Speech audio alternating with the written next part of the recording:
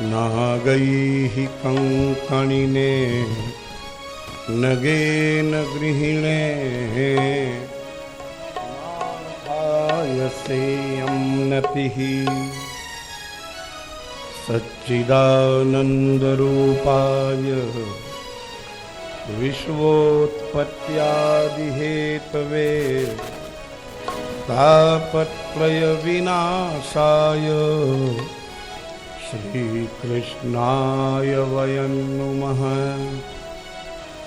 अखण्डानन्दबोधाय शिष्यसन्तापहारिणे सच्चिदानन्दरूपाय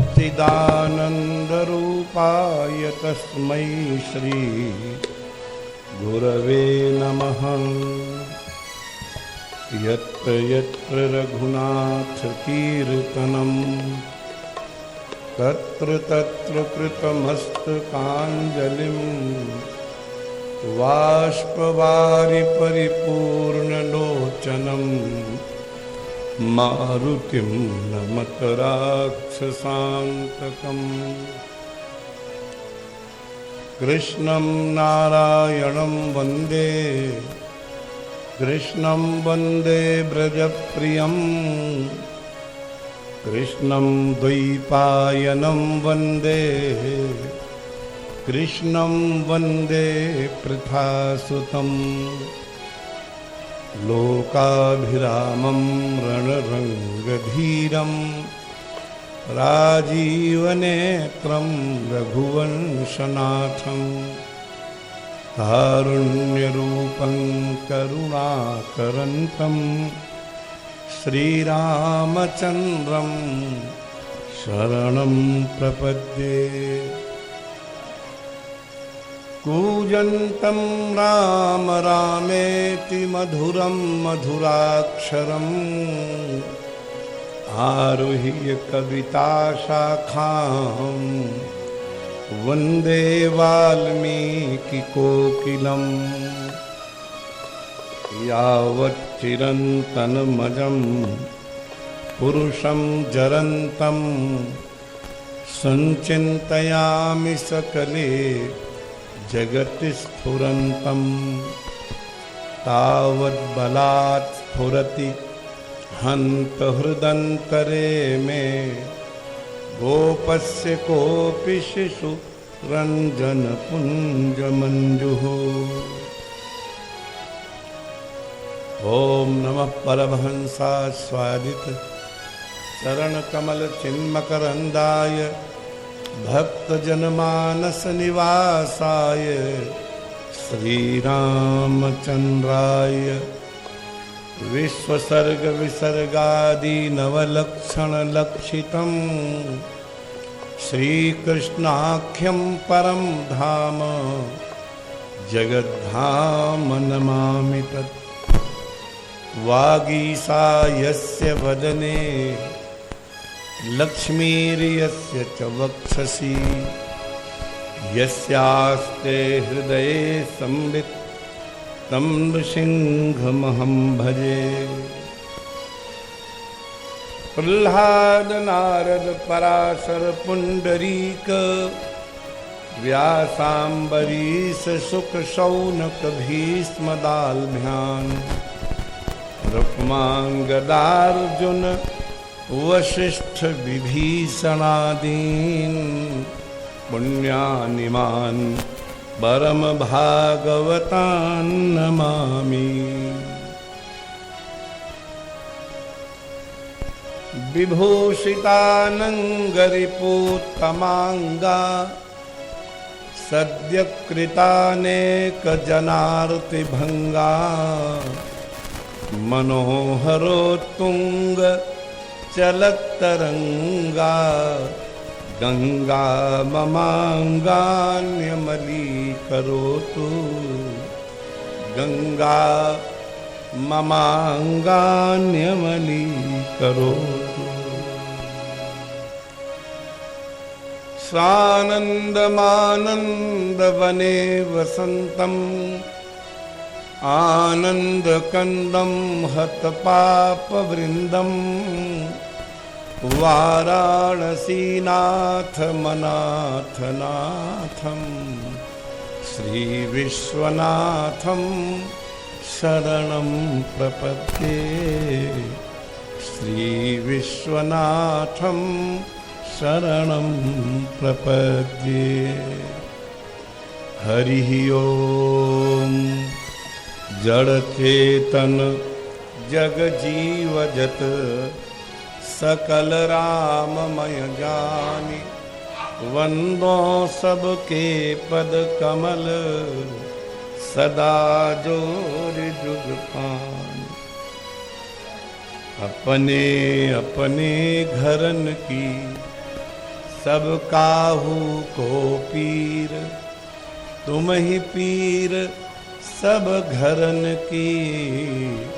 धन्य धन्य रघुवीर धन्य धन्य यदुवीर सियावर रामचंद्र जी की जय। पवन सुत हनुमान जी की जय। श्री उमापति महादेव की जय। राधावर कृष्ण चंद्र जी की जय। बोलो भाई सब संतन की जय। महात्मा तुलसीदास जी की जय। बोलिए श्री व्यास भगवान की जय। श्री सुखदेव भगवान की जय। श्री वाल्मीकि भगवान की जय। गंगा माता की जय। श्री यमुना महारानी की जय। श्री नर्मदा अम्बा की जय। श्री सरयू मैया की जय। श्री वृंदावन बिहारी लाल की जय।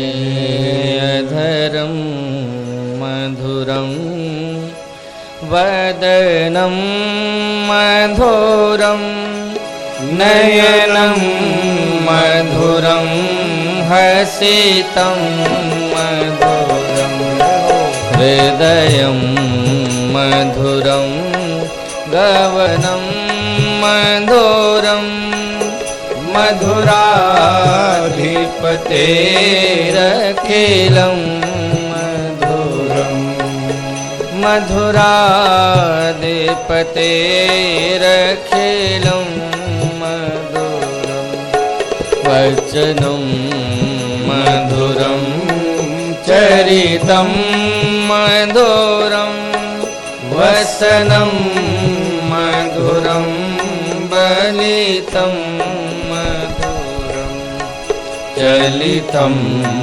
मधुरं भ्रमितं मधुरं मधुराधिपतेरखिलं मधुरं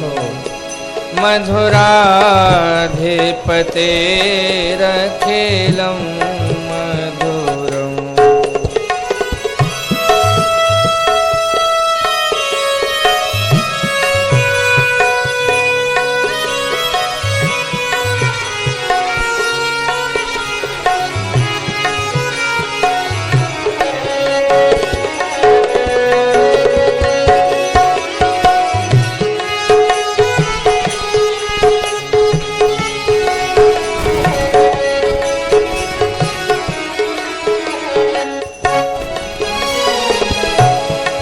बेडुए मधुरो रेडुए मधुरः पाड़े मधुरः पादौ मधुरं नेत्यं मधुरं सख्यं मधुरं मधुराधिपतेरखिलं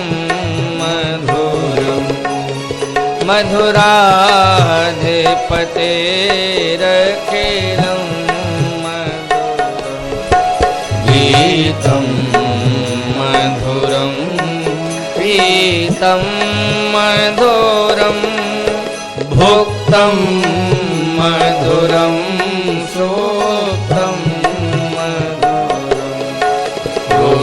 तिलकं मधुरं तिलकं मधुरं मधुराधिपतेरखिलं मधुराधिपतेरखिलं मधुरम्।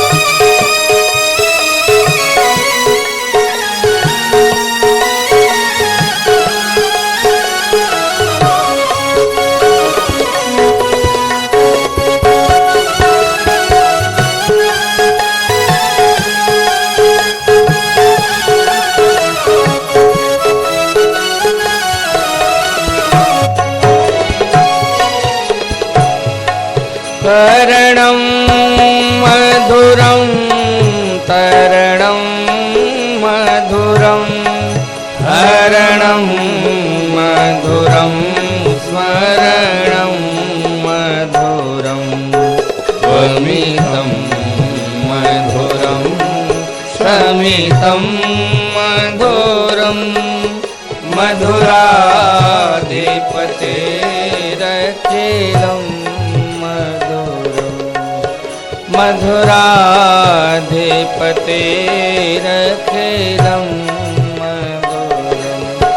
गुंजा मधुरा माला मधुरा यमुना मधुरा भीति मधुरा सलिलं मधुरं कमलं मधुरं मधुराधिपतेरखिलं मधुरं मधुराधिपतेरखिलं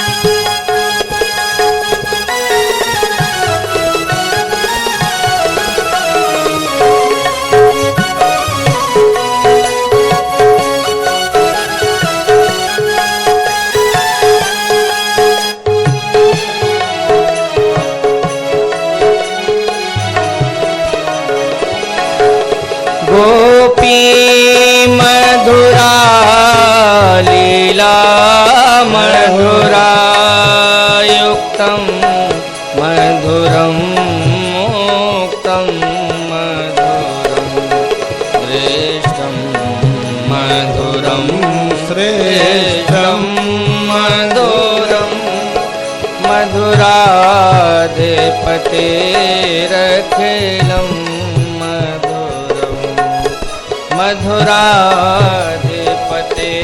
मधुराधिपतेरखिलं मधुरम्। गोपा मधुरा गावो मधुरा यष्टे मधुरा श्रेष्ठे मधुरा दलितं मधुरं फलितं मधुरं मधुराधिपतेरखिलं मधुरं मधुराधिपतेरखिलं मधुरम्। हरं मधुरं वदनं मधुरं नयनं मधुरं हसितं हृदयं मधुरं गमनं मधुरं मधुराधिपतेरखिलं मधुरं मधुराधिपतेरखिलं मधुरं मधुराधिपतेरखिलं।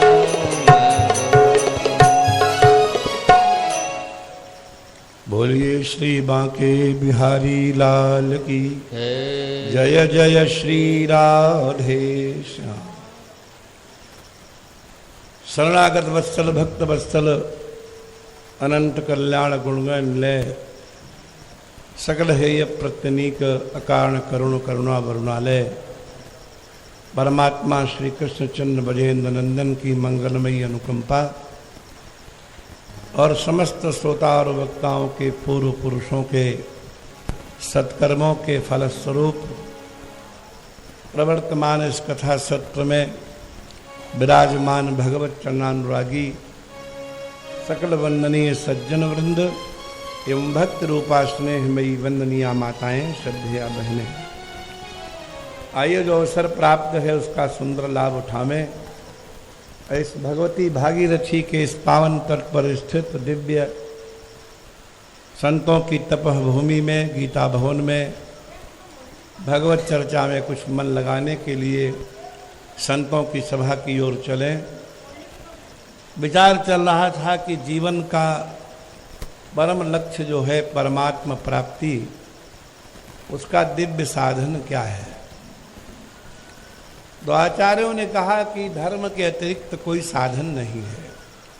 मैंने कल निवेदन किया था कि वेदव्यास भगवान बद्रिकाश्रम की चोटी पर खड़े होकर के ऊर्ध्वबाहुर्दन कर रहे हैं और कोई उनकी सुन नहीं रहा है। वो कह रहे हैं धर्मादर्थश्च कामश्च सधर्मः किम न सेव्यते। यदि आप धन और कामनाओं की पूर्ति करना चाहते हैं तो फिर धर्म का आश्रय लीजिए। धर्म स्रोत है, धर्म कुआं है, धर्म से निरंतर सुख संपत्ति के जल निकलते रहते हैं। इसलिए धर्म का स्वरूप परमात्मा रामो विग्रहवान धर्म। धर्म ने शरीर जब धारण किया तो प्रभु राम के रूप में कृष्ण के रूप में प्रकट हुआ। जिनकी निष्ठा है उनके सद्गुरु के रूप में प्रकट हुआ। ये सारा का सारा व्यवहार निष्ठा से है। यदि आपकी निष्ठा, वो निष्ठा चाहे विपरीत हो चाहे वो अनुकूल हो। वैष्णव संप्रदाय में जो अचिंत भेदा भेद नाम का एक दर्शन है जिसको गौड़ीय दर्शन कहते हैं, आपने सुना होगा। श्री प्रभुपाद जी जिन्होंने इस्कॉन का संस्थान चलाया वो उसी संप्रदाय में है। तो उनके जो आचार्य हैं वो कहते हैं कि भाई भगवान को कैसे पावें। तो कहा उन्होंने कि भाई उनका स्मरण करो, याद करो। बोले याद करने की पद्धति क्या है। तो उनका अपना संप्रदाय, हर संत हर विचारक हर विद्वान अपने अपने हिसाब से मार्गों का निर्देशन करता है। और ये केवल दार्शनिक क्षेत्र में ही नहीं, आप एक वैद्य के पास जाएंगे वो आपके रोग की दूसरी दवा देगा और दूसरे वैद्य के पास जाएंगे वो दूसरी दवा देगा।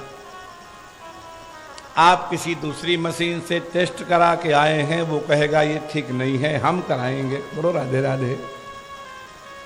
क्योंकि हर व्यक्ति ये समझता है कि मैं ठीक हूं, बाकी सब गड़बड़ है। और ऐसा यदि न होता सज्जनों तो भगवान शंकराचार्य ने जब अद्वैत की भूमि बना दी और उस पर जीव और ब्रह्म के ऐक्य का प्रतिपादन कर दिया कि आप भगवान के अतिरिक्त कुछ भी नहीं है, तो फिर विशिष्टाद्वैत की जरूरत क्या पड़ी। भगवान रामानुजाचार्य ने एक अलग मार्ग बताया और नाम रखा विशिष्टाद्वैत। निम्बार्काचार्य आए, उन्होंने कहा नहीं, आपका सिद्धांत ठीक नहीं है, द्वैताद्वैत होना चाहिए। वल्लभाचार्य जी आए, बोले ना ये भी ठीक नहीं है, शुद्धाद्वैत होना चाहिए। मध्वाचार्य आए, बोले ये भी ठीक नहीं है, पूरा द्वैत होना चाहिए। तो या तो इनमें से कोई एक जानता है सही मार्ग और या सभी जानते हैं, और जब सभी जानते हैं तो उनका एक वाक्यता कैसे होगी। कैसे मिलेंगे आके किस बिंदु पर? इसलिए गुरुजनों ने कहा कि आचार्यों के विचार उनके बड़े उत्तम हैं, कोई संदेह नहीं, लेकिन शास्त्र का एक निश्चित विचार भी होता है। आपने मानस का एक दोहा पढ़ा होगा, मुझे तो मानस पर इतना विश्वास है कि वेद और स्मृतियां जो भी कहती हैं मानस उससे भिन्न नहीं कहता। राका पति सोडस वही, राका माने होता है रात्रि, और रात्रि का पति है चंद्रमा, और चंद्रमा की कलाएं हैं 16। बोलो राधे राधे। तो बाबा कहते हैं 16 कलाओं से 16 चंद्रमा उदित हो जाएं, एक नहीं कितने। और तारा गण समुदाय, सारे तारे चमकने लग जाएं, और सकल गिरिन दवलाई, और संसार के सारे पर्वतों में आग लगा दी जाए। इतना उजेला होने के बाद भी बिनु रवि रात्रि न जाए। जब तक सूर्योदय नहीं होगा तब तक रात्रि का नाश नहीं हो सकता। वारी मथे घृत होई बरु, आपने बार बार मानस सुनी होगी। अगर कोई व्यक्ति बिना गाय भैंस के और बाल्टी रखे और यूं ही हाथ मारे आकाश में, कोई कहे क्या कर रहे हो, बोले गाय धो रहे हैं, तो जिंदगी भर हाथ मारता रहे, बाल्टी भरेगी कि नहीं? बोलो। बाबा कहते नभ दुही दूध चहत ये प्राण, नभ दुई दूध चाहते जे प्राणी। आकाश को दुहने से बाल्टी दूध की नहीं भरती। सरसों को स्पेलर में डालोगे तो तेल निकलेगा, और कोई बुद्धिमान व्यक्ति गंगा की बालू डाल दे, और ये भी वैसी ही है, और पिपिया लेके लग जाए दूसरी ओर और चलता रहे स्पेलर, निकलेगो कि नहीं गुलगुला बनाइबे के लायक। कभी भी बालू को पेरने से तेल और घी नहीं निकलते। हाँ, और कभी भी पानी को मथने से मक्खन नहीं निकलता। बारी मथे, जल को मथने से घृत होई बरु, भले ही घी बन जाए, होगा बनेगा नहीं, लेकिन इतनी कठिन चीज भले ही असंभव संभव हो जाए। और सिकताते बरु तेल, बालू के कणों से भले ही तेल निकल जाए, लेकिन बिनु हरि भजन न भवतरिय, यह सिद्धांत अपे। बिना भगवत भजन के भवसागर पार नहीं हो सकता। तो धर्म के जो 2 फल बताए आचार्यों ने, कि पहला फल है भगवत प्राप्ति और दूसरा फल है सुख संपत्ति की प्राप्ति। एक उत्तम फल है, एक थोड़ा गौण है, और फिर धर्म के बाद है अर्थ। अर्थ माने धन। तो धन का क्या फल है? धन हो जाए तो क्या मिले? तो आचार्य ने कहा नार्थस्य धर्मैकान्तस्य कामो लाभाय हि स्मृतः। कल एक जयपुर के सेठ जी अन्नपूर्णा माता उनकी अर्धांगिनी के साथ गए, उन्होंने कुछ बातें बताई। धन का क्या उपयोग होना चाहिए, ये तो बहुत बड़े किसी संत की कृपा प्राप्त महापुरुष जो हैं वही समझ सकते हैं। धन का बड़ा फल है धर्म का अर्जन, और धन का छोटा फल है कामनाओं की पूर्ति। आपके घर में बहुत गर्मी लग रही हो तो बढ़िया वाला एसी कितने का लगता है आजकल? हमारे नहीं है ना, इसलिए पूछ रहे हैं। 50,000। और जिस गांव में पानी माताएं सिर पर 1-1 मील से ला रही हूं ढोके, अगर उस गांव में एक नल लगाया जाए तो लगभग कितने में लग जाएगा? Hand pipe. अरे हम 50,000 मान लेते हैं। तो या तो एसी लगा लो और या हैंड पाइप लगवा दो। बड़ा फल कौन मिलेगा? और दुनिया कहती है, डॉक्टर कहते हैं, पसीना निकलने से शरीर के सारे विष बाहर निकल जाते हैं। ये दुनिया भरे के रोग तो इसीलिए हैं कि तुमने पसीना निकलना ही बंद कर दिया। तो एसी लगाना ठीक रहेगा कि गरीब गांव में नल? अरे हम नहीं कह रहे हैं, आचार्य कह रहा है, हम तो अपनी ओर से कुछ कहते ही नहीं। नार्थस्य धर्म एकांतस्य धर्मः एव ऐकांतिकः फल रूपः यस्य। धन का चरम फल यही है, उससे हम धर्म की जो है का अर्जन करें।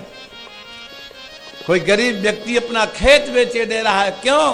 क्योंकि हमको अपनी पुत्री का विवाह करना है, जीविका भले ही चली जाए। और कोई धनवान व्यक्ति कहे नहीं नहीं तुम खेत मत बेचो, हम तुम्हारी बिटिया की व्यवस्था कर देंगे। हैं ऐसे लोग कि नहीं आपकी नजरों में? हम ऐसे लोगों को जानते हैं। लड़के वाले कहते हैं लड़की बहुत सुंदर है, हमको बहुत पसंद है, लेकिन हमको 4 पहिया चाहिए। और लड़की वाला तभी देगा 4 पहिया जब वो खेत बेचे। बोलो राधे राधे।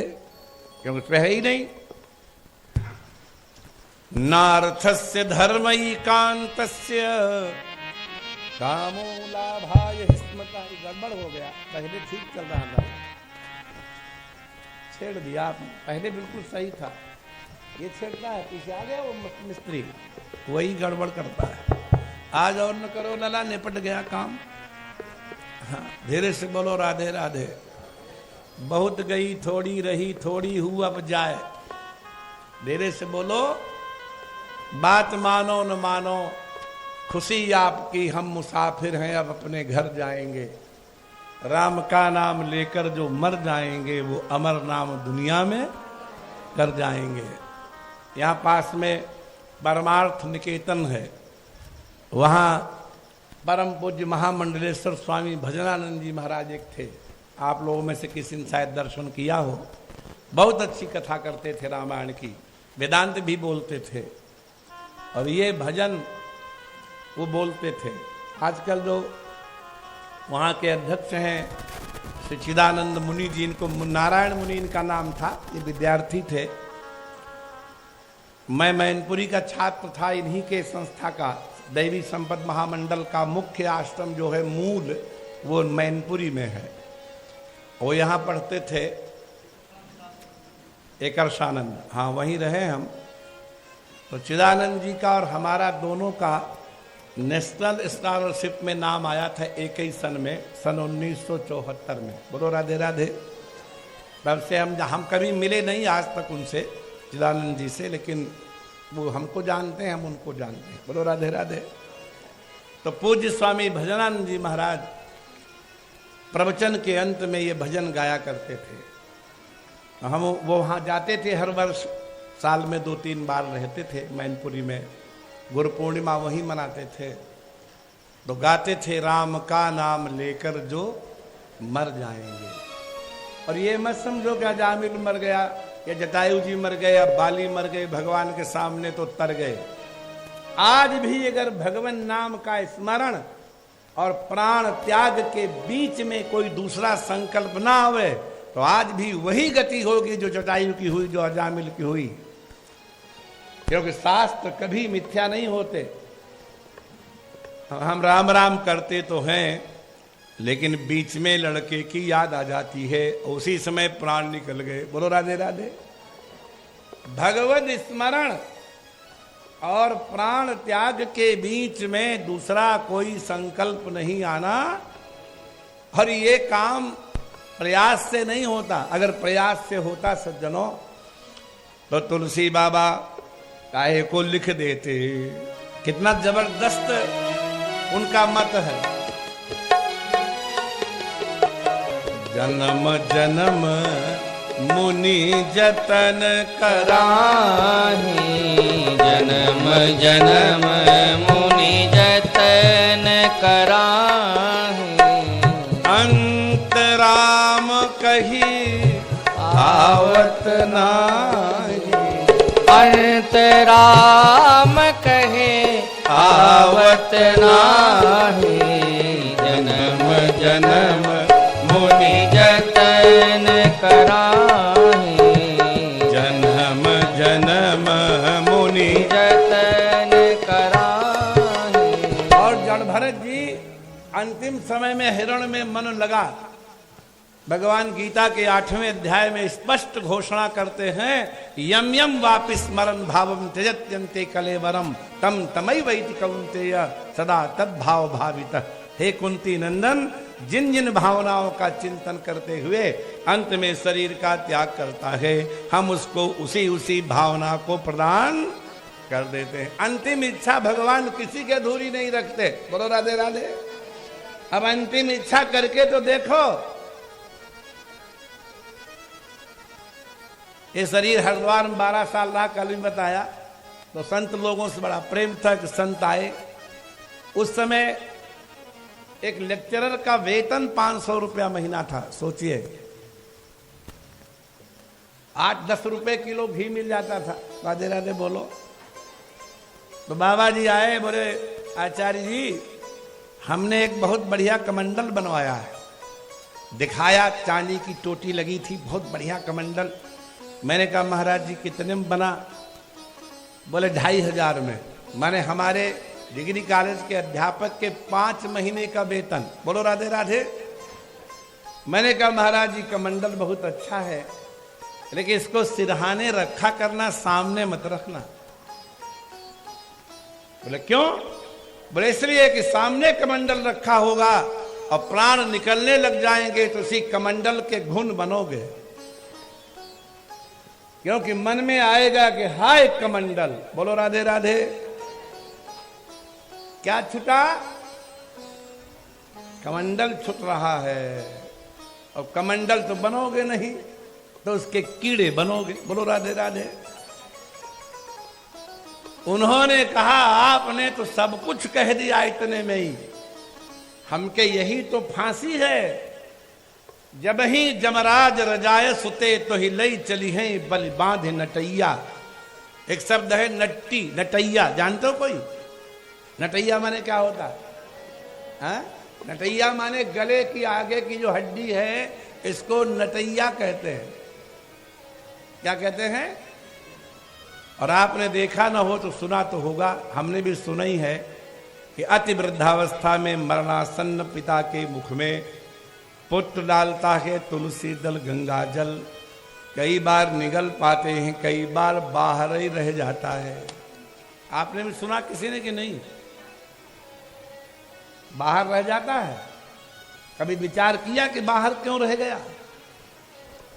तुलसी कहते जब ही जमराज रजाय सुते, जब यमराज की आज्ञा से तो ही लई चली हैं बलि बांधी नटैया। जब गले में रस्सी पड़ी होगी और गला जब कसके दब रहा हो तो पानी नहीं घूंटा जा सकता। और न मानो आज करके देख लेना, अंगूठे से कस के दबाना, इतनी जोर भी मत दबाना जो कल सत्संग में ना आओ। और दबा करके पानी पीना, नहीं घूंट पाएंगे जब गले की नली दब गई। और जब रस्सी बांध के घसीटेंगे, तुलसी कह रहे हैं, तो वो बंधन तात न मातु न बंधु सखा। पिताजी तोड़ेंगे उस बंधन को, मम्मी तोड़ेंगी, भाई तोड़ेंगे, मित्र तोड़ेगा, पुत्र तोड़ेगा, पत्नी तोड़ेगा, कोई काटने वाला नहीं है। और तुलसी कहते हैं उस समय मरणासन्न व्यक्ति को प्राण निकलने से पहले ही वैतरणी का दर्शन होने लगता है। वैतरणी नाम की एक नदी है, गरुड़ पुराण के प्रेत कल्प में उसका बहुत विस्तृत वर्णन है। वैतरणी शब्द की व्युत्पत्ति गरुड़ पुराण में ही की गई है। वितरणम दानम, यक्ष ने युधिष्ठिर से पूछा कि मुमूर्षु व्यक्ति, जो प्राण निकलने वाला व्यक्ति है, उसका सबसे बड़ा हितैषी कौन है? तो युधिष्ठिर कहते हैं उसका हितैषी है दान। कौन है? हाँ, इसलिए वैतरणी का शुद्ध अर्थ है वितरण, माने दान करना। वितरण कर रहे हैं, कंबल वितरण हो रहे हैं, सुना ही होगा, वितरणम दानम। और तेन वितरणेन तीर्यते पारम नीयते असौ वैतरणी। जो दान के बल से जो पार की जाती है उसको वैतरणी कहते हैं। वो वैतरणी नदी 10,000 योजन चौड़ी है। बोलो राधे राधे। और उसमें मवाद का पानी भरा है। मवाद जानते हैं, जो थोड़ा पक जाता है तो नहीं गाढ़ा गाढ़ा निकलता है रस, क्या कहते हैं उसको आपके क्षेत्र में? वही भरा है। खोपड़ियों के कछुए हैं, आंतों की जोंके हैं, हड्डियों के केकड़े हैं, केशों के काई और सेवार हैं। और जब पापी व्यक्ति को आते देखती है तो वैतरणी नदी और उबलने लगती, खौलने लगती है। और वो वैतरणी मरणासन्न व्यक्ति को, जो पापमय जीवन जिए हैं, उनको मरने से पहले ही दिखाई पड़ने लगती। पगला जाता है आदमी। और तब पड़ोसी कहता है कोई गुणी लड़के से, अरे भाई इनकी वैतरणी कर दो, वैतरणी कर दो। सुना है वाक्य कभी? वैतरणी कर दो माने कुछ दान, गोदान वगैरह। तो जिसके लिए उसने जीवन भर कमाया था, वो भी आज के युग में भी 11.25 रुपये दान करता है, गोदान के नाम पे संकल्प। आपने देखा होगा तीर्थों में गाय बछिया बंधी रहती है, देखा किसी ने कि नहीं देखा? और एक बछिया की पूंछ पकड़ के 1000 आदमी गोदान करते हैं और वैतरणी पार हो जाते हैं। ये मन समझाने वाली बात है कि सच्ची बात है? गोदान का अर्थ होता है गाय का दान, और वो भी ऐसे ब्राह्मण को किया जाए जो गाय से प्रेम करता हो और उसकी सेवा अपने हाथ से करता हो। कोई मिलेगा आज ब्राह्मण? खोजते रहिए।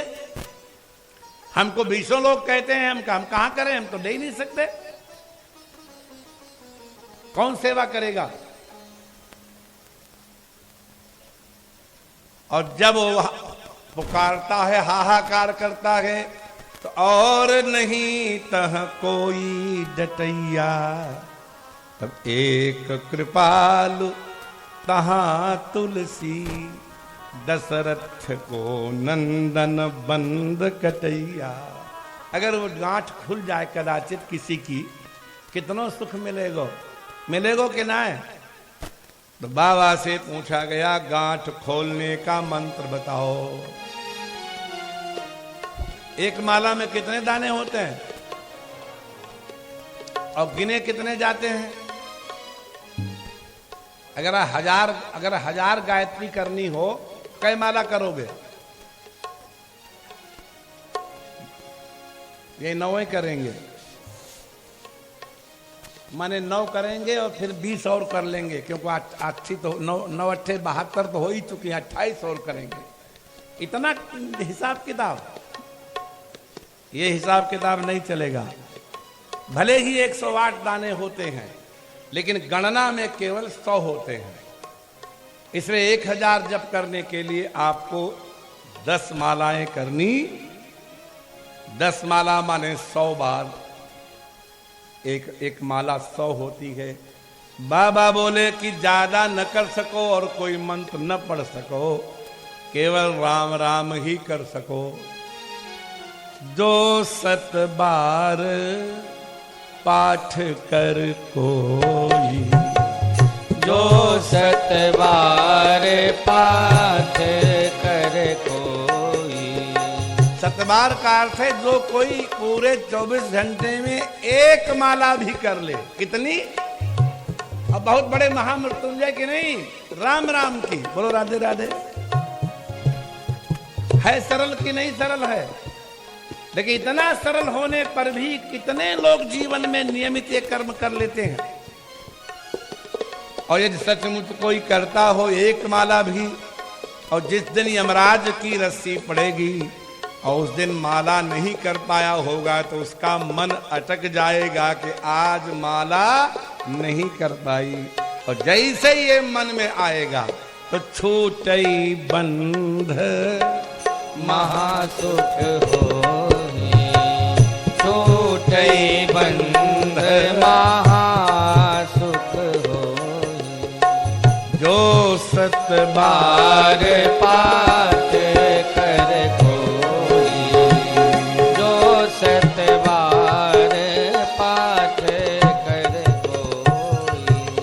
इसलिए ये सब मन तब लगेगा धर्म में जब अर्थ को हम भोग का साधन न बनाए। काहे का? नार्थस्य धर्मैकान्तस्य कामो लाभाय स्मृता, सूत्र हैं सब। अर्थस्य लाभाय कामः न स्मृता। अर्थ माने धन का लाभ, कामनाओं की पूर्ति नहीं है। अर्थ का लाभ है धर्म का अर्जन। तो मानो चेले पूछा कि जब कामनाओं की पूर्ति ही नहीं करेंगे तो अर्थ को काहे हम मेहनत करके कमाएंगे? तो गुरु जी ने कहा ना ना, कामस्य नेन्द्रिय प्रीति ही। बार बार वही उदाहरण देते हैं। जीवन हो गया भोजन करते करते, लेकिन एक दिन भी कम ज्यादा नमक मिर्च सहन नहीं होती, क्योंकि इंद्रियां तृप्त नहीं हुई। भगवान कपिल से कोई माता अपने पुत्र से नहीं कहेगी, लेकिन जब गुरु भाव आता है तो गुरु से सब कुछ कहा जा सकता है। बोलो राधे राधे।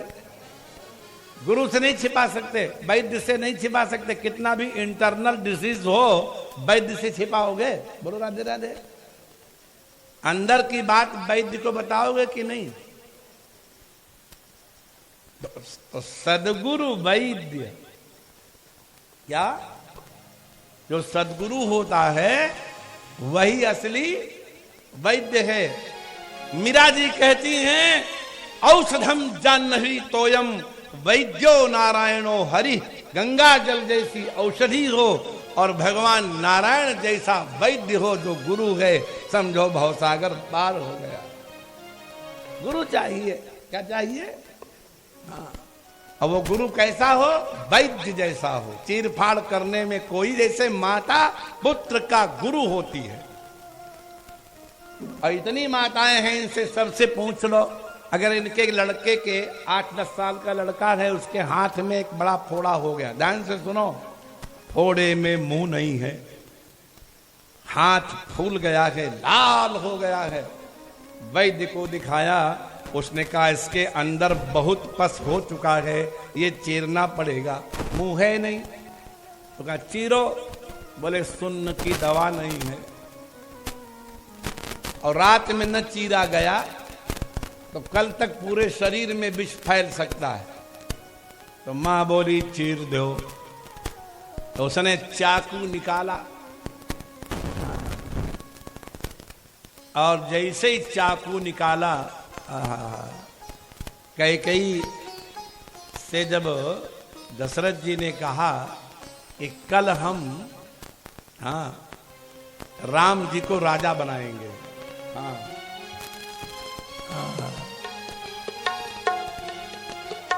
सुंदरी साजही बसन बरोरू, सुंदरी साजही बसन बरोरू। क्या तुम टाट वाट पहने बैठी हो? आभूषण पहनो कल राम जी को। तो कैकेयी को इतना तकलीफ हुई कि जनु छुई गयो पाक बर तोरू। एक फोड़ा होता है, उसको कहते हैं बाल तोड़, सुना होगा आपने। तुलसी बाबा उसको बरतोड़ कह रहे हैं। तो पके हुए बरतोड़ पर उंगली भी लग जाए तो प्राण निकलते हैं। और लड़के के तो इतना बड़ा फोड़ा है, तो वाने निकालो चाकू, राधे राधे। और लड़का भाग खड़ा हुआ, तो माता लड़के को भाग जाने दे कि पकड़ ले? क्या करोगी बोलो ना? और बिना सुन्न किए जब चीरेगा तो लड़के के प्राण से निकलेंगे, तड़पेगा, तो मां भी रोएगी और पुत्र भी रोएगा, लेकिन मां किटकिटा के पकड़े रहेगी। बोलो राधे राधे। जिम शिशु तन व्रण होई गोसाई, बेटे के शरीर में व्रण माने फोड़ा हो गया। मां तू चिराव कठिन की नाई, माता पत्थर रख लेती है हृदय के ऊपर और चिरवा देती है। यद्यपि प्रथम दुख पावई, रोवई बाल अधीर, लेकिन व्याधि नाश हित जननी, गिनई न सो शिशु पीर। इसका रोग ठीक हो जाएगा, आज तड़प ले। ये ऐसे सदगुरु बड़े बड़े कठिन दंड दे करके और वह आपके फोड़े को चीरता रहता है। अहंकार आदि का फोड़ा बन गया, काम का, क्रोध का। इसलिए धन का परम प्रयोजन था धर्म, तो काम का प्रयोजन, कामनाओं की पूर्ति कैसे हो? तो गुरु जी बोले कामस्य नेन्द्रिय प्रीति ही। माता देवहूति अपने पुत्र को गुरु बना ली। राधे राधे बोलो। क्या बना लिया? और फिर सामने बैठ करके गुरुदेव ने पूछा, हाँ बताइए माता जी क्या तकलीफ है? तो मां कहते निर्विण्णा नितराम साहम असदिंद्रिय तर्षणा, येन संभाव्यमानेन प्रविष्टांधम तम प्रभो। हे प्रभु, हम अपनी इंद्रियों को तृप्त करते करते बहुत थक गई हैं। बोलो राधे राधे। कोई मां अपने पुत्र से बात कहेगी कि इंद्रियों को तृप्त करते करते थक गई हैं? तो भगवान ने कहा जब थक ही गई तो तृप्त करने में लगी क्यों रही? ध्यान से सुनिए। और ये हमारा आपका सबका प्रश्न है कि जब आज तक हम तृप्त ही नहीं हुए किसी भोजन में, किसी रस में। आप कभी विवाह के पंडाल में अभी भी शायद कभी चले जाते हो और वहां 100 जगह लगा होता है, बड़े लोगों के यहाँ नहीं लगा होता है, अनेक प्रकार का भोजन। तो मन में आता ये खाएं कि ये खाएं, ये खाएं कि ये खाएं, अच्छा थोड़ा इसमें से भी ले लें, अच्छा थोड़ा इसमें से भी। सब तो खा लिया लेकिन चाउमीन तो रही गई। बोलो राधे राधे। ईमानदारी से विचार किया जाए सज्जनों, 2 रोटी और आधी कटोरी दाल से काम बन जाएगा कि नहीं? तो 100 दुकानों पे भ्रमण क्यों कर रहे हैं हम? किस लिए? न तो स्वास्थ्य की दृष्टि से अच्छा है और न परमार्थ की दृष्टि से अच्छा है। तो भगवान कपिल ने पूछा, मां जब तुम थक ही गई दौड़ते दौड़ते इस ताल से उस ताल पर और तृप्त ही नहीं हुई, तो एक बात बताओ, तुम तृप्त करने में लगी क्यों रही? तो माता ने कहा ये न संभाव्यमानेन, हे पुत्र मुझे ये संभावना बनी रही कि कल तक तृप्त नहीं हुई थी, शायद आज तृप्त हो जाऊंगी। क्या 3 लड़के थे, 2 बहुओं ने नहीं पकौड़ी बना खिलाए, शायद तीसरे वाली की खिलाएगी। बोलो राधे राधे। उसका भी करो जल्दी ब्याह। बातें खरी हैं लेकिन हैं बिल्कुल सही। ये न संभाव्यमानेन प्रविष्टांध तम प्रभो। हम उस तृप्ति की संभावना से आगे सरकती चली गई। शायद इसमें आनंद आएगा, शायद इसमें आनंद आएगा, शायद इसमें तृप्त हो जाएंगी, और धीरे धीरे अंधकार की ओर चली गई, लेकिन हम अभी तक तृप्त नहीं हुए। ईशावास्योपनिषद में बहुत खरी बात लिखी है। असूर्या नाम ते लोका अंधेन तमसा वृताः। आचार्य कहता है, यजुर्वेद की ये उपनिषद है ईशावास्योपनिषद, कुछ ऐसे लोक हैं जहां सूर्य का प्रवेश नहीं है। तो सूर्य अस्त हो जाए, बिजली भी चली जाए, भादों का महीना हो, आधी रात हो, कैसो लगे अंधेरो, अब मेघ और छाए हो, ऐसो अंधकार का उन्हें देखो कि ना, घोर अंधकार कभी। तो जिस लोक में सूर्य का प्रवेश ही नहीं है, उन लोकों में कैसा होगा। ये मेरा वाक्य नहीं है, ईशावास्योपनिषद 20 ही मंत्र हैं ईशावास्योपनिषद में, लेकिन सर्वोत्तम है। कुछ ऐसे लोक हैं जहां पर मनुष्य जा ही नहीं सकता, तमाम पापी लोग उसमें रहते हैं, क्योंकि वहां सूर्य का प्रवेश। तो आचार्य से गुरु से शिष्य ने पूछा, घबरा गया, गुरुजी तो उन लोकों में कौन जाते हैं। तो उन्होंने कहा, उन लोकों में तांस्ते प्रेत्याभिगच्छन्ति, मरने के बाद वो लोग वहां जाते हैं, ये के चात्महनो जनाः, जो आत्महत्यारे होते हैं। कौन जाते हैं? आत्महत्यारे माने सुसाइड करने वाला, जहर खाने वाला, अग्नि में जल जाने वाला, गंगा में डूब के मर जाने वाला ना, ये आत्महत्यारे नहीं है। फिर आत्महत्यारा कौन है? तो जो बहुत मुख्य बातें हैं उसका अनुवाद तुलसी भी करते हैं, और श्रुतियों में भी है, वेदों में भी है, पुराणों में भी है। आत्महत्यारा कौन है? पहले तुलसी की सुनाए कि पहले आचार्य की सुनाए? हाँ, तुलसी की। नर तनु भव सागर कहाँ बेरो, नर तन भव सागर कहाँ बेरो। बेड़ा जानते हो आप लोग? बेड़ा, बेड़ा माने फ्लीट, जहाज।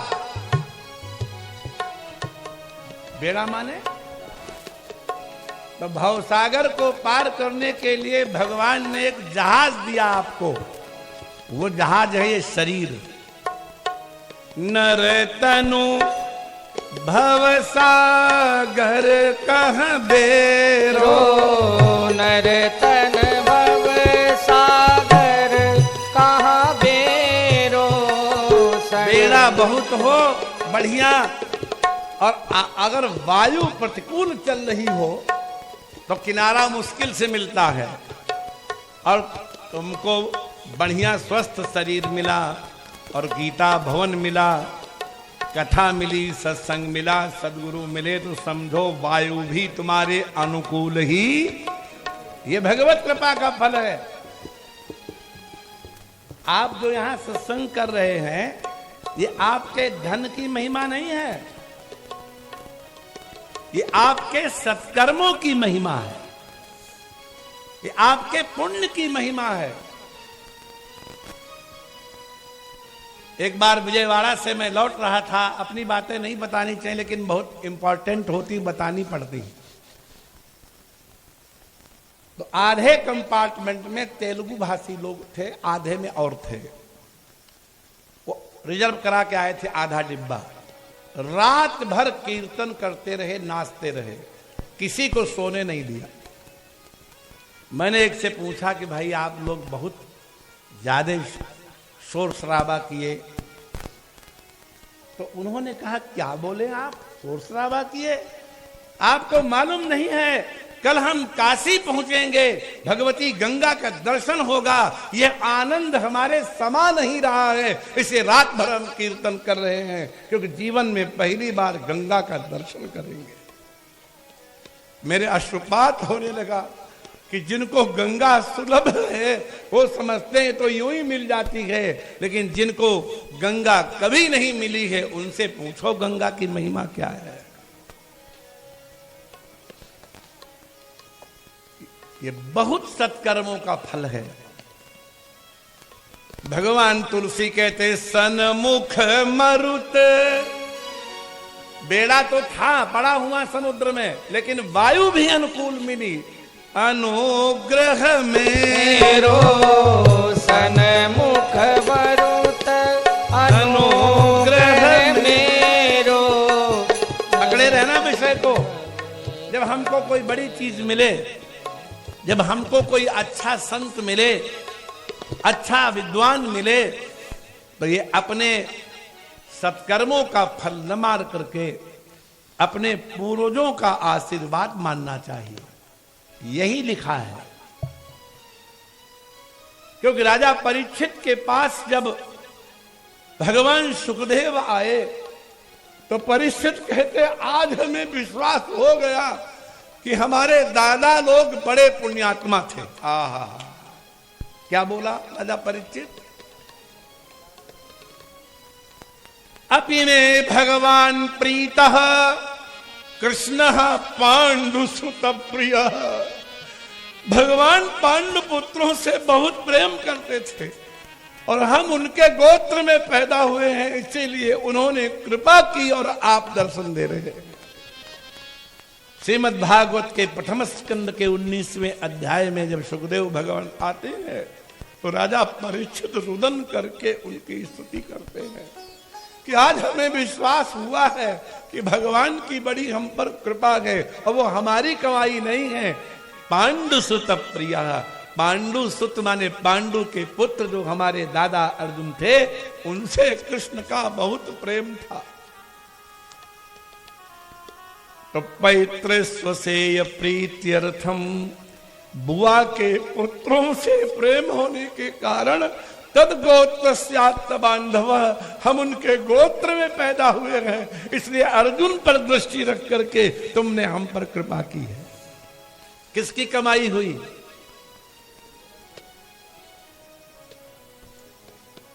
अन्यथा ते व्यक्तगते है दर्शनम न कथम नृणाम।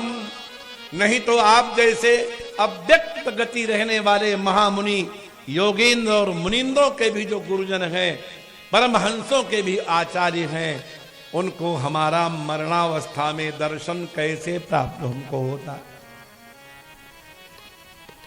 ये शाम संस्मरणात् पुंसाम, भरे पड़े हैं शास्त्र सज्जनों।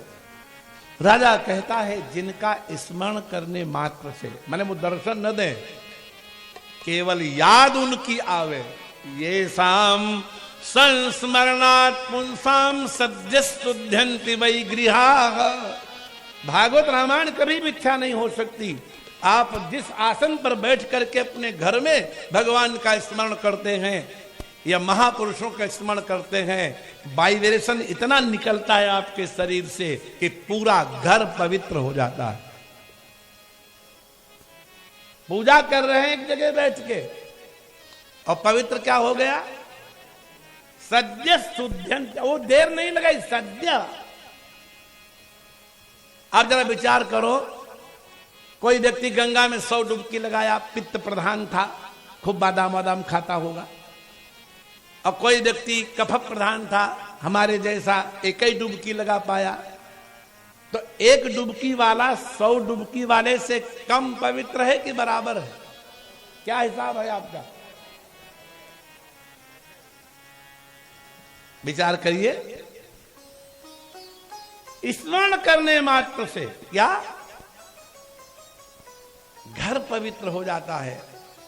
तो किम पुनर्दर्शन स्पर्श पाद शौचासनादि भी, और हमने तो आपका दर्शन किया, हमने आपके चरणों को छुआ, फिर हमने चरण धोए, आहा, हमको कितना पुण्य मिलेगा केवल स्मरण मात्र करने से अपने घर को पवित्र कर दें आप जैसे महापुरुषों का। और हमने तो दर्शन भी किया और छूने का भी सौभाग्य मिला।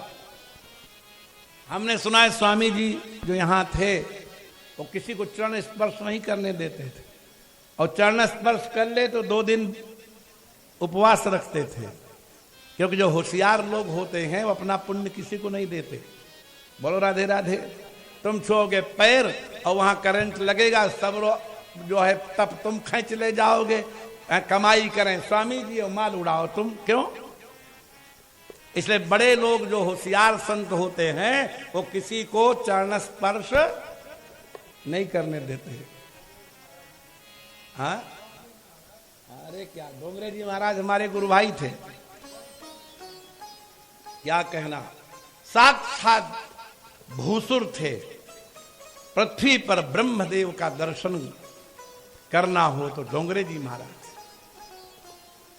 जो वाणी में वही क्रिया में वही मन में।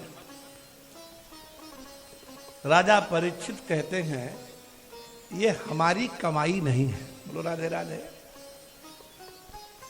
वो तो भगवान हमारे ऊपर इसलिए कृपा किए हैं क्योंकि हमारे दादाजी से भगवान का बड़ा प्रेम था। और इसलिए राजा परीक्षित जब दिग्विजय करने के लिए निकले तो कोई शत्रु तो था नहीं, वो तो ऐसे ही सोच रहे थे, देखे हमको प्रजा राजा मानती है कि नहीं। जगह जगह आरती हो रही थी। एक गांव में निकले तो लोगों ने दरी बिछा दी, आइए महाराज थोड़ा उतर गए, बैठ गए, लोग जलवल लाए। राजा परीक्षित ने वृद्ध सज्जनों से पूछा कि आप हमारे दादाओं के बारे में, पिता के बारे में कुछ जानते हो तो बताइए। आज कलयुग इतना घोर है कि साक्षात पिता ही उपदेश करे अपने पुत्र को तो पुत्र कहता हमको सब पता है, आपकी बातें हमारी सुनने में नहीं आएंगी।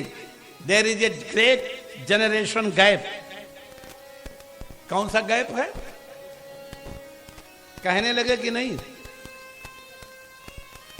और पहले पिता किसी को उपदेश करते थे तो पुत्र खंभे के पास खड़े होकर के चुपचाप उनके उपदेशों को सुनते थे कि हमारे पिता क्या कह रहे हैं।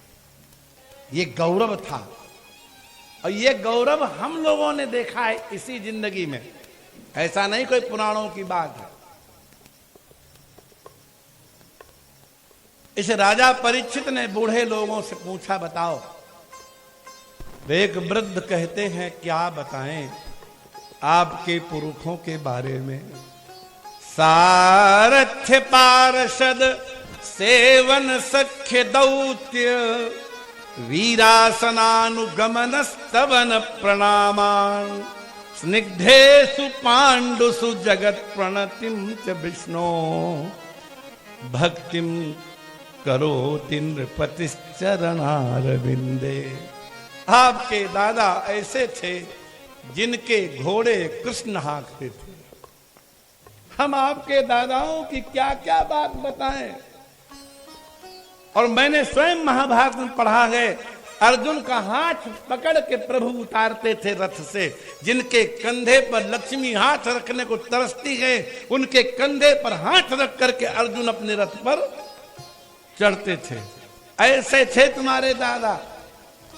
और तुम्हारे घोड़ों की मालिश कृष्ण करते थे क्योंकि इन्हीं घोड़ों से कल उनको काम लेना है। भगवान कृष्ण उन घोड़ों को अपने हाथ से सानी करते थे, भोजन देते थे।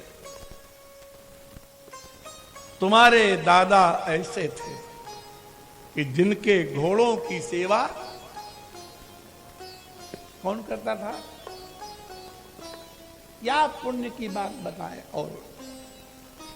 और जब भी सभा में युधिष्ठिर राजासन पर बैठते तो प्रभु सामने छोटे आसन पर बैठते थे पार्षद बनकर के। कभी युधिष्ठिर के बराबर कृष्ण नहीं बैठे सभा में, बड़े भाई मानते थे, राजा सम्राट।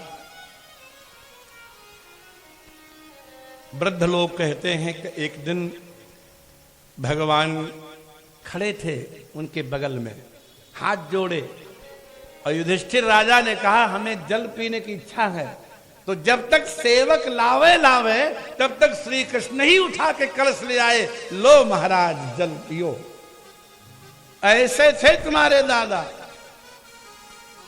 और जब युधिष्ठिर भगवान से कुछ बात करना चाहते थे तो कंधे पे हाथ रख के मित्र की तरह बात करते। सख्य किसी को बुलाना हो तो दौड़ के कृष्ण जाते थे। कहीं जंगल में फंस गए तो पांडव सोते थे और कृष्ण वीरासन पर बैठ करके रात भर पहरा ऐसे थे तुम्हारे दादा। हम उस सेना में थे तुम्हारे दादा की, जब हमने अपनी आंखों से कृष्ण को रात भर जाग कर पहरा देते हुए,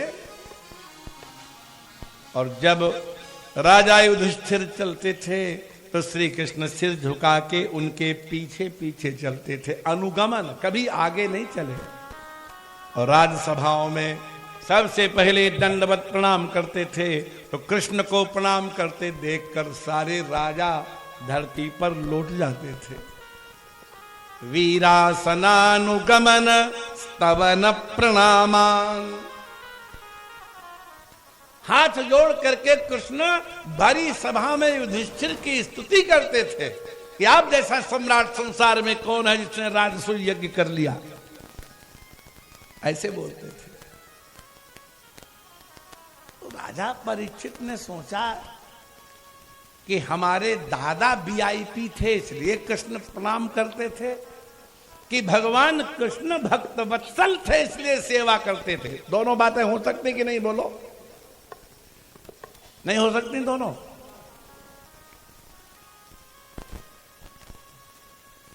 हनुमान जी से राम जी ने, जब हनुमान जी रोने लगे कि एक मंद में मोह बस कुटिल हृदय अज्ञान, प्रभु पुनि मोहि विसारेउ दीन बंधु, भगवान मोर न्याव मैं पूछा साईं, तुम पूछो कस नर की। रोने लगे हनुमान जी, और चरणों पे जब गिर पड़े तो भगवान ने हनुमान जी को उठा के हृदय से लगाया और फिर एक बात कही, और लक्ष्मण जी बगल में खड़े।